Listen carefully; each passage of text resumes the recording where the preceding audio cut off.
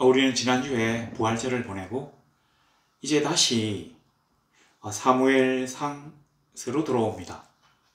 원래 우리가 사무엘상서를 계속하고 있다가 부활절을 맞이해가지고 4월 첫 주, 둘째 주, 셋째 주 복음서 누가복음을 설교했다가 이제 다시 사무엘상 18장으로 돌아왔습니다. 우리가 생각해보면 다윗이 사울 왕을 위한 그 수금을 타는 악사가 되어 있다가 이제 어떤 그 형들을 위문하러 갔다가, 그러니까 군대 간 형들을 위해서 식량을 가지고 갔다가 골리앗이 떠드는 얘기를 듣고 골리앗과의 전쟁에 참가해가지고 골리앗을 죽였어요. 그리고 난 다음에 사울이 다윗을 불러가지고 자기의 측근을 삼았는데, 이때 우리 이제 5절부터 본문이지만 4절을 보면 요나단이 자기가 입었던 겉옷을 벗어 다윗에게 주었고 자기의 군복과 칼과 활과 띠도 그리하였더라. 사울이 다윗을 보고 참 마음에 들어서 자기의 측근을 삼았는데, 실제로는 이 사울의 아들인 요나단이 다윗을 보고 너무 좋아했답니다. 그래서 자기 겉옷과 무기들을 주었는데, 특별히 여기 보면 칼, 활, 띠, 이 칼을 보면 이 당시 이 칼은 쇠로 된 검인데 이게 이스라엘에 두 자루밖에 없어요. 아버지 사울 왕, 그 다음에 태자인 아들 요나단, 이 두 사람만 쇠로 된 검을 가지고 있는데 너무 마음에 들었기 때문에 이 귀한 검을 다윗에게 주었다는 겁니다. 자, 그런데 이걸 주고 난 다음에 5절에 보니까 사울이 보내는 곳마다 가서 지혜롭게 행하며 사울이 그를 군대의 장으로 삼았더니 온 백성이 합당히 여겼고 사울의 신하들도 합당히 여겼더라. 보통 사람이 너무 어린 나이에 좀 빠른 속도로 출세를 하게 된다면 사람들은 그를 이해하고 축하하는 게 아니라 대부분 질시를 하게 됩니다. 질투. 그 다음에 음모를 꾸며가지고 이 사람의 장도를 가로막는다든지 함정에 빠뜨리려고 하는 그 음모를 꾸미게 돼요. 근데 이 다윗은 사울이 보내는 곳마다 가서 지혜롭게 행했다. 요거는 외적이 쳐들어왔거나 또는 산적 같은, 마적 같은 사람들이 마을에서 어떤 양을 훔치고 사람을 죽이는 이런 복잡한 군사적인 문제가 있는 모든 곳에 사울이 보내면 가서 그것들을 잘 해결했다는 겁니다. 그러니까 전투에서 승리했다는 얘기예요. 그리고 본래의 문제를 깔끔하게 해결하고 왔습니다. 이 지혜롭게 행했다는 말이 바로 그런 말이에요. 그래서 사울이 이 파견대의 대장을 삼았다는 얘기입니다. 그러니까 큰 군대의 사령관 이런 건 아니고 그냥 우리끼리 얘기한다면 한 100명 정도가 되는 부대를 파견한다면 100부장, 50명 정도를 파견했다면 50인장, 이런 식으로 이 사람에게 군대 장교의 직책을 수여했다는 얘기입니다. 별동대 대장이 되었다는 얘기예요. 그랬는데 온 백성이 합당히 여겼고 신하들도 합당히 여겼다. 저 사람은 충분히 저 정도 직위에 오를 만한 자격이 있다고 인정했다는 얘기입니다. 백성들 입장에서는, 그러니까 이 온 백성이라기보다는 아마 문제가 있어가지고 외적을 침입하여서 고통받던, 아니면 산적이나 마적들에게 침략을 받던, 이민족의 침략을 받던 사람들이 다윗으로부터 은혜를 입었기 때문에 합당히 여기는 건 충분히 있을 수 있습니다. 그런데 사울의 신하들은 이 사람이 그렇게 출세하는 데 대해서 고가워할 수 있어요. 그러니까 기껍게 그래 감사합니다, 축하합니다, 잘해봅시다 이렇게 하는 게 아니라 조개하면서 이렇게 딱 고양하게 이렇게 할 수 있는데 이 사울의 신하들도 합당히 여겼답니다. 오늘 본문이 바로 이 주제를 가지고 계속됩니다.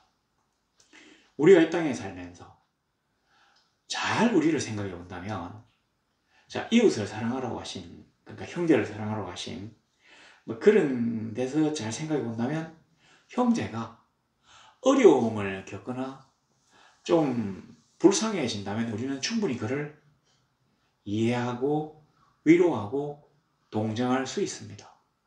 그런데 반대로 내 형제가 잘 되고 높은 지위에 오르고 뭔가 점점 살림이나 사람이 피어나는 것을 볼 때는 저 사람은 저런데 난 왜 이럴까 하면서 마음이 답답해져요.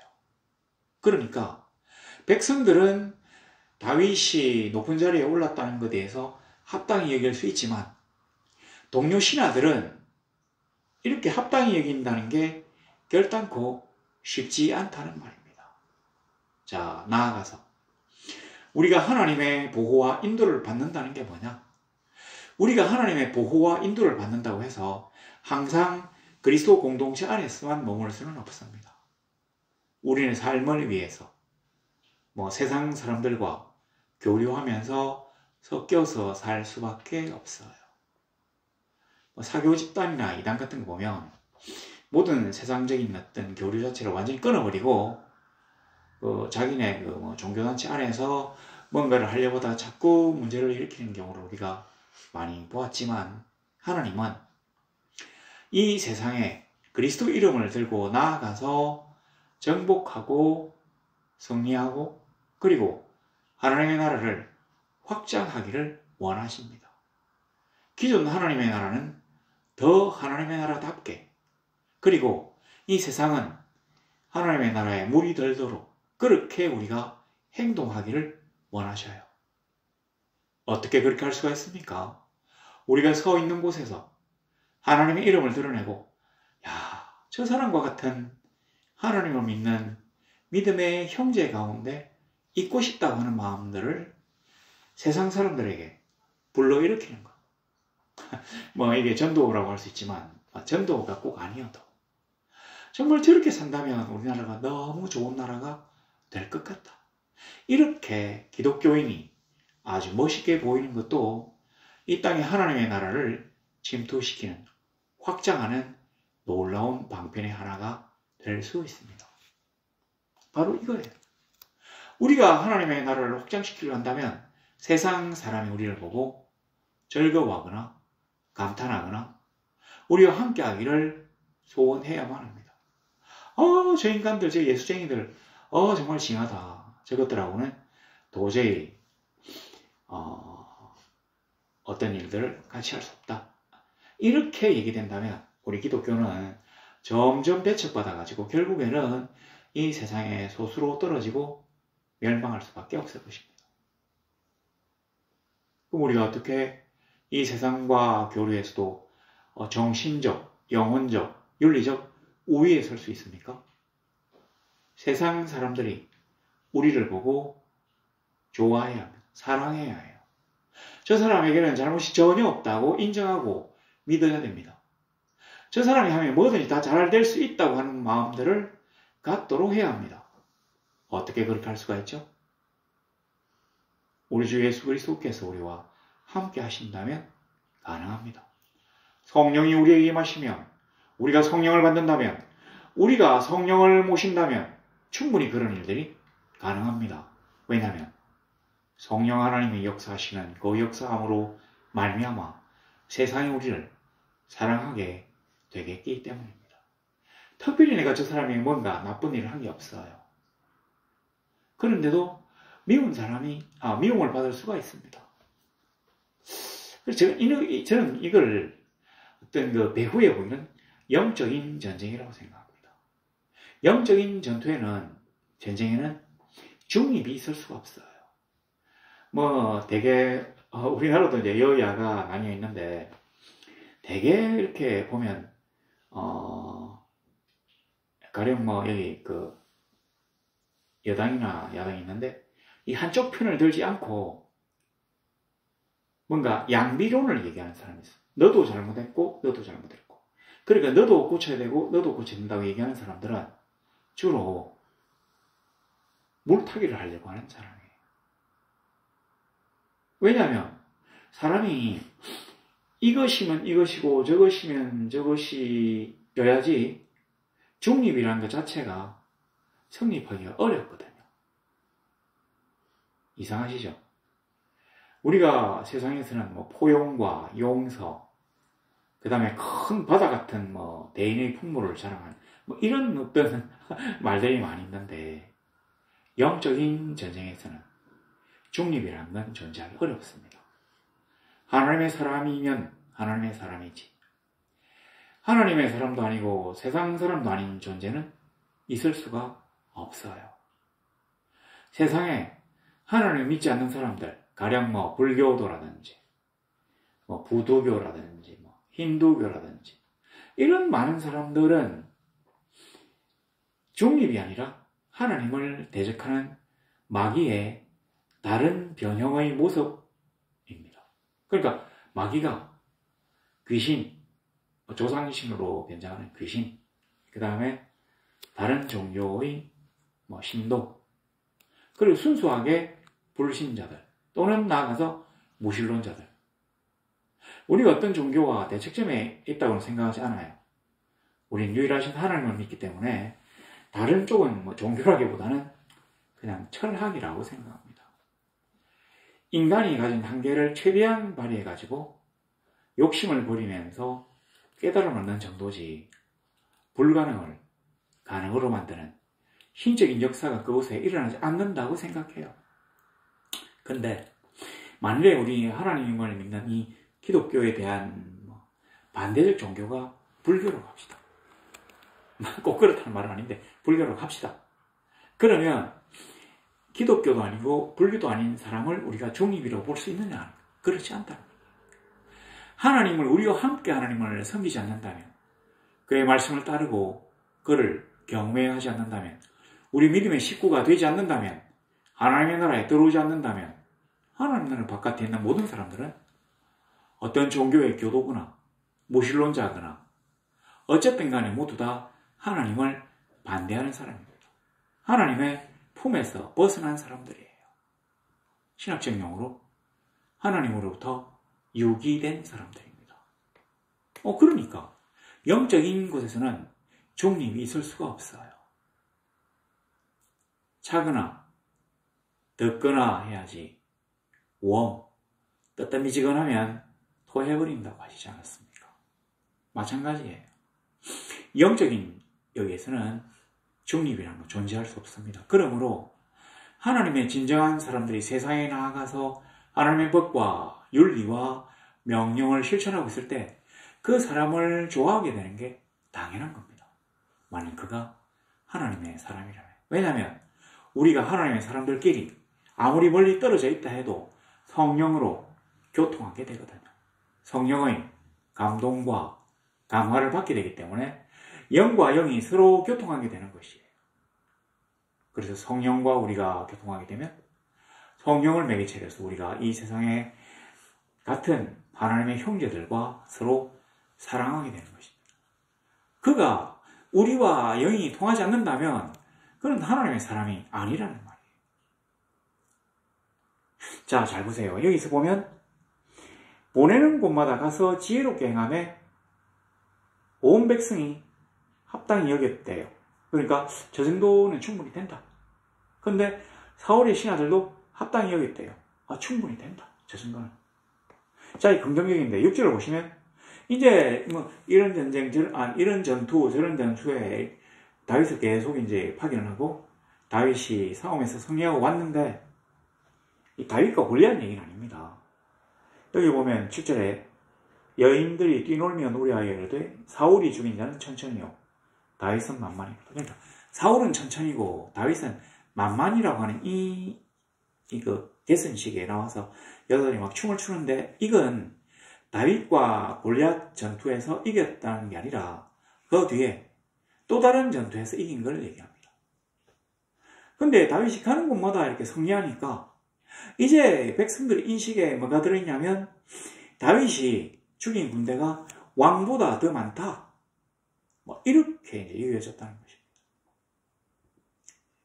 하나님이 다윗을 기름 부으셔가지고 왕을 삼으셨어요.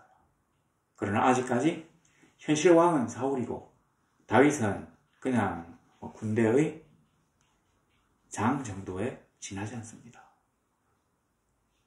이 이전에는 챔피언을 이긴 목동이었고 그 이전에는 다윗이 문제가 있을 때마다 수금을 사서 다윗을 진정시키는 수금 악사였어요.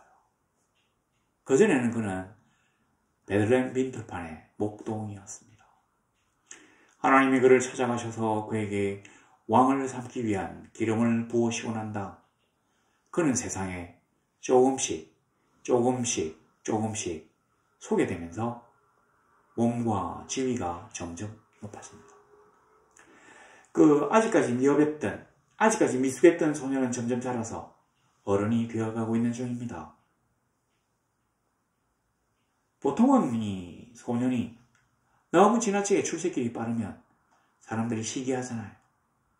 그러나 이런 정도의 출세가 아니라 도저히 사람들이 아무리 뛰어도 발목을 잡고 내릴 수 없을 만큼 높이 올라간다면 그때부터 사람들은 그를 숭배하기 시작합니다. 그 정도로 사람들이 이제 질투가 심해요. 내가 보니까 지금 아무것도 아닌데 하면서 그냥 같이 죽자고. 안 될 바엔 같이 안 되자. 자, 그런데, 사울은 천천히고 다윗은 만만이라고 하는 얘기를 사울이 듣고는 마음의 힘이 찝찝합니다. 불쾌했어요. 자, 여기 보니까 8절에 밑에 그가 더 얻을 것이 나라 말고 무엇이냐 하고 그날부로 사울이 다윗을 주목하였더라. 그냥 멋있다고 주목하는 게 아니에요. 사실은 이게 그 낭중지출하고 뾰족한 송곳이 그 보자기를 뚫고 튀어나온 겁니다. 그러니까 남들이 볼 때 그냥 지나갈 수 있지만 왕이 볼 때는 사람들 앞에서 툭 튀어나왔어요. 재주도 뛰어나고 인격도 뛰어나고 사람들의 신망과 사랑도 뛰어나요. 정치꾼들이 제일 좋아하는 게 사람들의 그 사랑이잖아요. 자기를 지지하는 사람들이 많으면 많을수록 좀 있으면 대통령 선거 있지만 하니까 얼마나 사람들이 자기를 좋아하기를 원합니까? 그러니까 평소에는 안 해주던 거 다 해준다고 난리잖아요.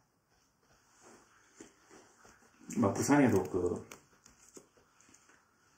해양수산부를 옮겨주겠다. 참 감사한 일인데 옛날에 사실 여기 해양수산부가 있었어요. 근데 대통령이 바뀌고 저기 갔다가 다시 또 보내준대. 이런 거. 그러니까 저 사람들의 사랑을 얻기 위해 가지고 우리는 정신 못 차리게 뭔가를 공약을 했거든요. 근데 여기 가서는 이 말하고 저기 가서는 저 말하면 이 말과 이 말이 서로 충돌할 때는 어떻게 합니까? 그러니까 우리는 더 중요한 걸 생각해야 돼요. 뭐냐면 하나님과 나와의 관계가 바로 되어 있는가? 내가 이 사람은 이 말로, 저 사람은 저 말로, 그 사람은 그 말로 이렇게 가만히설로 꼬셔가지고 물론 해줄 수 있는데 이렇게 하려고 해도 나중에 이게 상충될 때는 이 사람을 애를 먹고 달려놨더니만 이 사람이 나에게 삐져요. 그러면 어떻게 할 겁니까? 나는 아무 말 없이 이 사람을 갖다가 돋보이도록 한마디 했는데 이걸 듣고 이 사람이 상처를 입어요. 어떻게 할 겁니까? 그러니까 이런저런 거 신경 쓰기 싫으면 먼저 하나님과 나와의 관계가 바로 되어 있는지에 대해서 살펴보아야 할 일입니다. 사울은 처음에 하나님이 그에게 기름 부으시고 난 다음 성령의 감동과 감화를 받고 백성들을 동원해서 큰 공을 세우고 왕이 되었어요. 초반에 그도 백성들의 신망과 사랑을 얻기 위하여 다양한 정책과 이 법령을 공포했습니다. 근데 결국 안 되고 그는 하나님으로 버림을 받고 말았어요. 자, 여기 잘 보시면 사울이 그를 다윗을 파견한 곳의 백성들이 다 그를 사랑해요. 사울의 신하들이 다 그를 사랑해요. 그리고 그 앞에 4절에 사울의 아들도 그를 사랑해요. 여기 7절 뭐 이런 거 보면 6절 7절 보세요.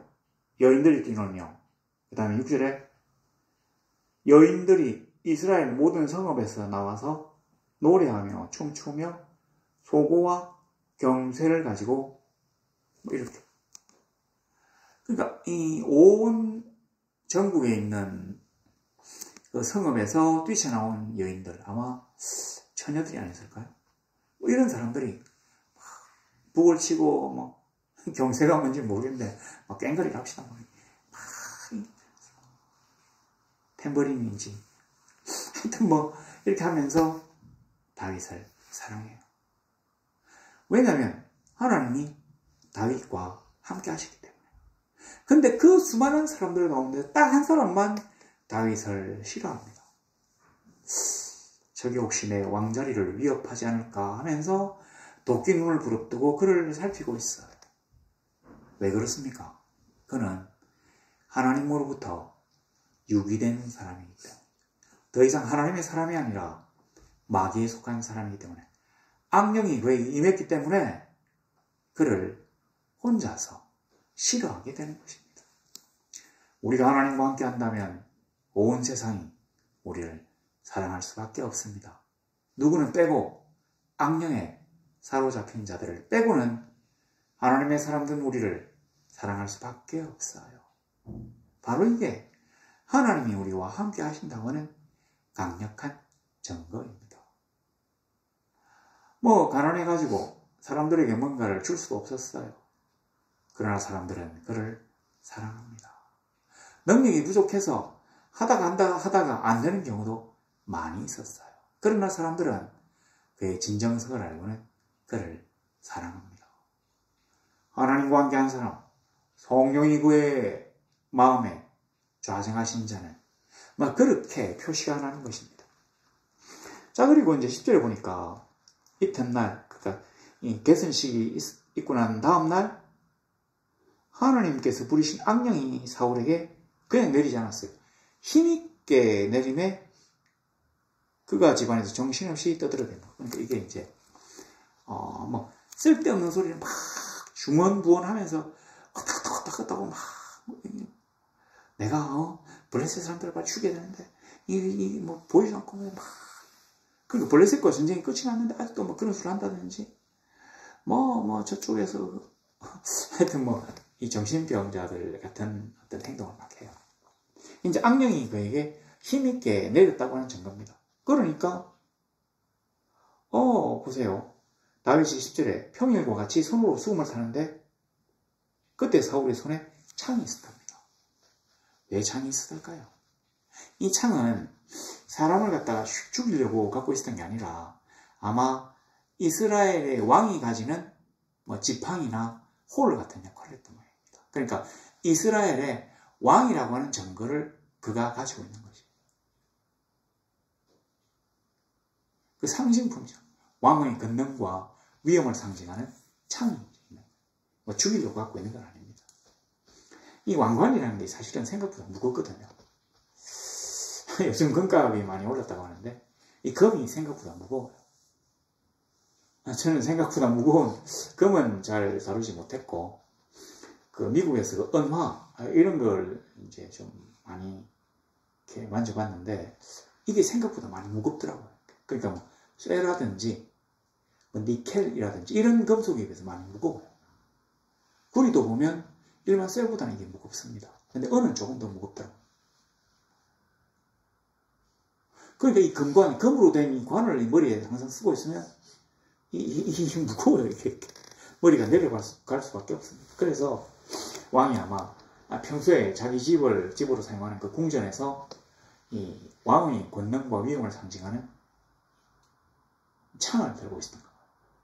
근데 앞에서 이제 평소에는 뭐 악령이 좀 약간 약하게 내렸는지 이 수금을 타면 악령이 물러갔는데 너무 강하게 내렸기 때문에 이번에는 악령이 화를 내요. 오, 머리가 아프다. 감히 나를 대적하다니 하면서 사울로 하여금 창을 던져서 다윗을 죽이도록 합니다.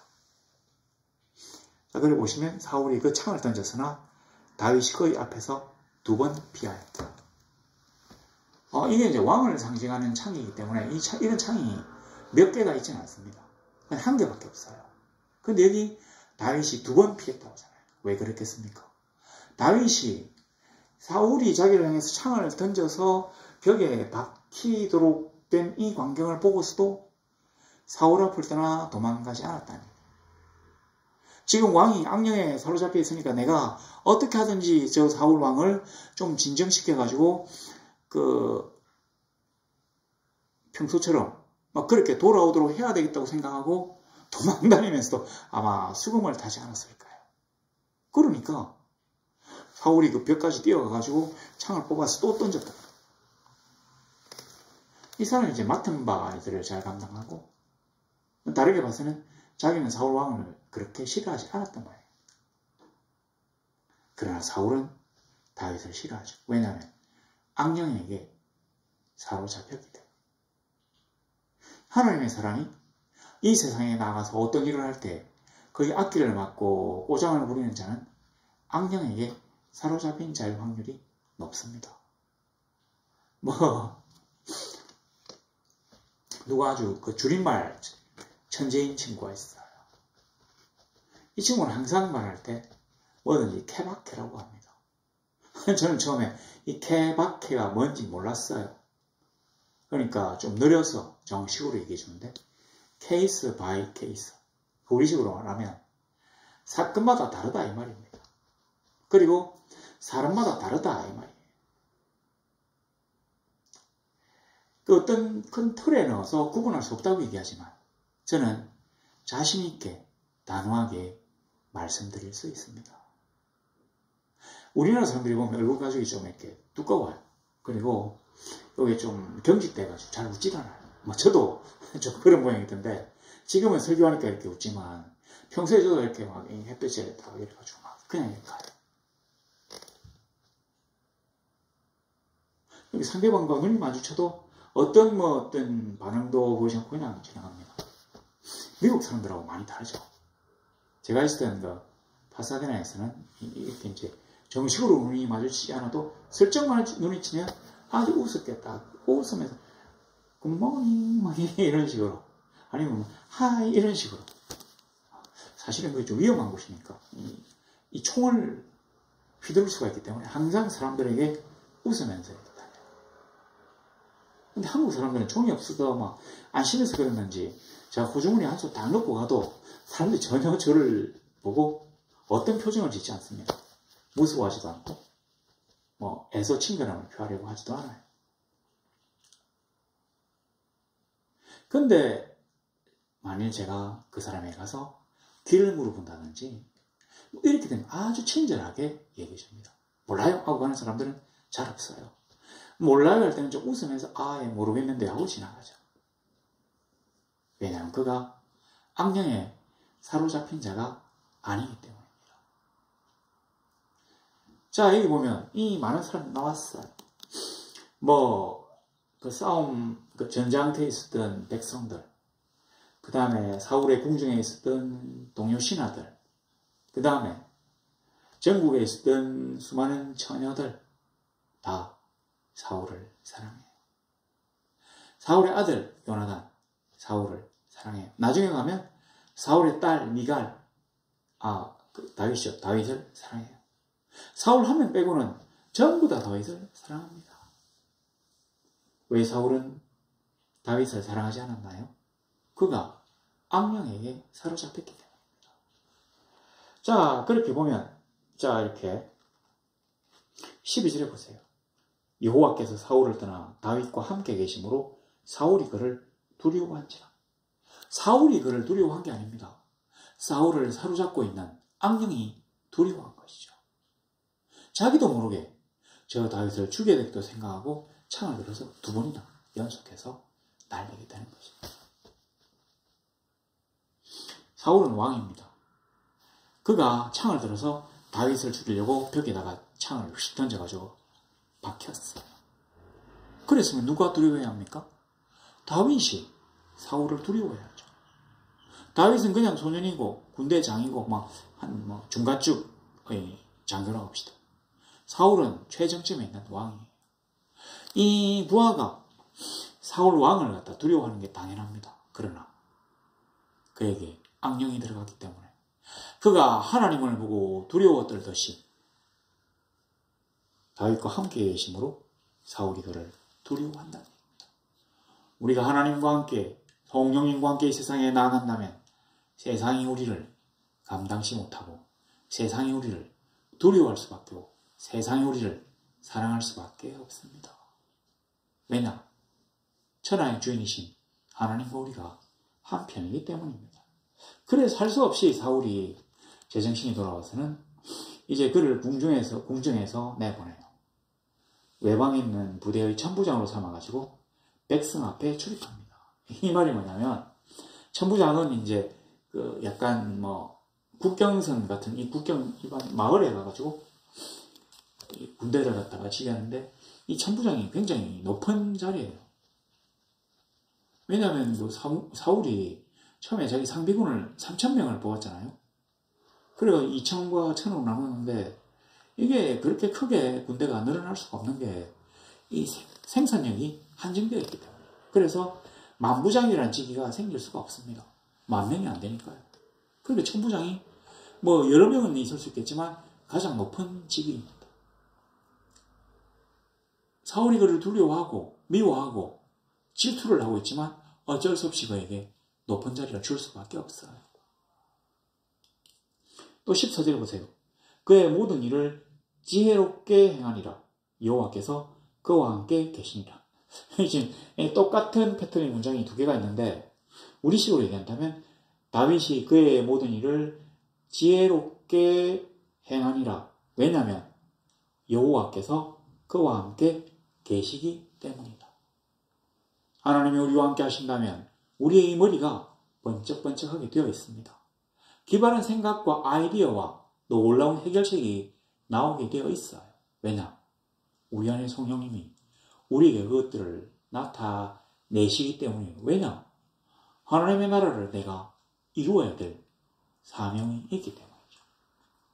15절에 사울은 다윗이 크게 지혜롭게 행함을 보고 그를 두려워하였으나 온 이스라엘과 유다는 다윗을 사랑하였어요. 그가 자기들 앞에 출입하기 때문입니다. 그러니까 출입, 왔다 갔다 했다는 얘기가 아니라 자기들을 위해서 외적을 격파하고 성리를 거두어서 자기들을 안돈시켰기 때문입니다.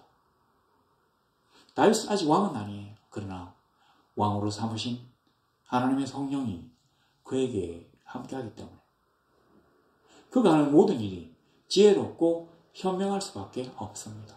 그리고 또 하나 형통했네요. 그가 자기들을 위해서 헌신함을 보고 백성들이 그를 사랑하게 되었다고 합니다. 한 명 빼고 악령에 사로잡힌 사울 빼고. 우리가 이 세상에 살면서 우리가 세상을 보면 두려워요. 어마어마하게 거대한 문명과 사람과 돈과 이런 각종 우리가 상대할 수 없는 강력한 스펙들로 무장해서 우리를 죽이려고 덤벼들 수가 있습니다. 우리는 때로 이제 그런 것에 기죽을 수도 있어요. 왜냐하면 제가 아무리 살펴봐도 갖고 있는 게 없거든요. 그러나 하나님이 우리와 함께 하신다면 하나님은 우리에게 지혜를 주시고 우리로 형통하게 하시며 우리로 하여금 널리 사랑을 받게 하십니다. 원수가 나를 싫어해도 나의 진급을 허락할 수밖에 없도록 하나님이 만드십니다. 왜냐하면 이 세상은 하나님의 것이기 때문이고요. 왜냐하면 이 세상 사람들은 하나님이 만드신 피조물에 지나지 않기 때문이고요. 악령이 내려도 악령도 손을 댈 수 없는 것이 그 역시 하나님의 피조물이기 때문이지. 우리가 이 세상에 살아가면서 한 걸음 한 걸음 나아갈 때 우리가 예측지 못했던 많은 것들이 우리를 막아설 수가 있습니다. 그러나 우리 주의 성령이 우리와 함께 하신다면 우리 앞에 노쇠의 빗장이 꺾일 것이며 우리 앞에 파였던 함정들이 메워질 것이고 우리 앞에 대로가 활짝 열려져서 우리를 좌절케 하거나 낙심케 할 것은 존재하지 않을 것입니다. 우리가 하나님의 사랑을 받는다면, 우리가 하나님의 사랑을 받으려면 어떻게 해야 합니까? 그의 명하신 명령을 잘 준행해야 합니다. 하나님이 요구하신 어떤 윤리적 스탠다드 기준이 이 정도라면 우리가 이 안에 들어야 합니다. 우리는 때로 넘어질 수 있어요. 죄악도 저지를 수 있습니다. 마음이 연약해서 유혹에 빠질락 말락 할 때도 있어요. 그러나 우리가 하나님의 품 안에 있기만 한다면, 그 모든 것들을 이겨내려고 하고 하나님을 의지하려고 한다면, 그를 사랑한다면 그도 우리를 사랑하시고, 그가 우리를 사랑하신다면 세상이 우리를 향하여 사랑을 베풀지 않을 도리가 없다는 것을 명심하면 좋겠습니다. 오늘도 멋진 하루가 되시기를 바라며, 우리 성도들이 이 험진 세상에서 그리스도와 함께 천성을 향한 아름다운 성리의 신분들을 계속할 수 있기를 간절히 우리 주 예수 그리스도 이름으로 소망합니다.